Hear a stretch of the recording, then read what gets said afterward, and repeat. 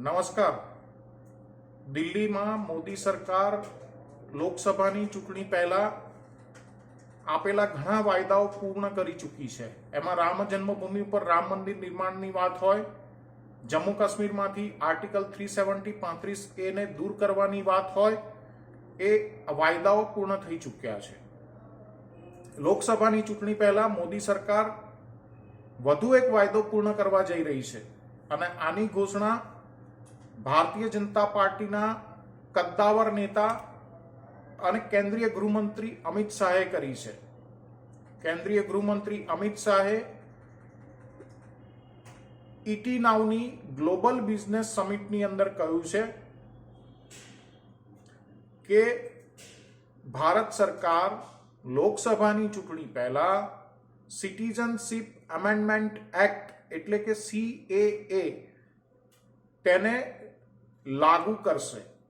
અને આ સીધી વાત અમિત શાહે આજે સમિટની અંદર કરી છે. એ સમિટની અંદર તેમણે કહ્યું છે, હું સ્પષ્ટ કરી દેવા માંગુ છું કે CAA કોઈ પણ વ્યક્તિની નાગરિકતા છીનવશે નહીં. તેનો ઉદ્દેશ્ય માત્ર ધાર્મિક ઉત્પીડનોનો સામનો કરી રહેલા પાડોશી દેશો પાકિસ્તાન, અફઘાનિસ્તાન અને બાંગ્લાદેશના લઘુમતીઓને ભારતની નાગરિકતા આપવાનો છે. આ વાયદો મૂળભૂત રીતે કોંગ્રેસે જ તેમને કર્યો હતો. એટલે કે અફઘાનિસ્તાન, પાકિસ્તાન અને બાંગ્લાદેશના જે ધાર્મિક લઘુમતીઓ હતી એ ધાર્મિક લઘુમતીઓને આ વાયદો કોંગ્રેસે જ ભૂતકાળમાં કર્યો હતો.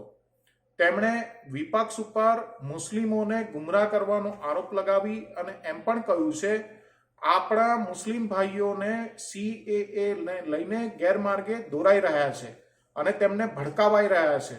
CAA માત્ર પાકિસ્તાન, અફઘાનિસ્તાન અને બાંગ્લાદેશની ધાર્મિક લઘુમતીઓને નાગરિકતા આપવા માટે છે. મહત્વપૂર્ણ છે કે તાજેતરમાં કેન્દ્રીય મંત્રી શાંતનુ ઠાકુરે દાવો કર્યો હતો કે આગામી 7 દિવસની અંદર જ CAA ને લાગુ કરી દેવામાં આવશે. આ વિધેયક 2019માં સંસદમાં પારિત થઈ ગયું હતું. તત્કાલીન રાષ્ટ્રપતિ રામનાથ કોવિંદે તેને મંજૂરી આપી હતી અને તેના પછી તે કાયદો બની ગયું હતું. આ કાયદો બાંગ્લાદેશ, પાકિસ્તાન અને અફઘાનિસ્તાનની ધાર્મિક લઘુમતીઓને નાગરિકતા આપવાની જોગવાઈ સાથે જોડાયેલો છે.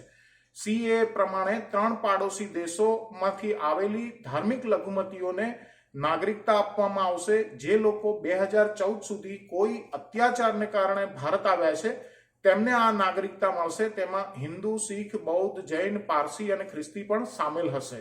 આ બિલ પહેલા 2016માં લોકસભામાં પારિત થયું હતું, પરંતુ ત્યારે રાજ્યસભામાં આ બિલ પારિત થઈ શક્યું ન હતું. તેને ફરીથી 2019માં રજૂ કરવામાં આવ્યું અને 10 જાન્યુઆરી 2020ના રોજે રાષ્ટ્રપતિ રામનાથ કોવિંદે તેને મંજૂરી આપી હતી.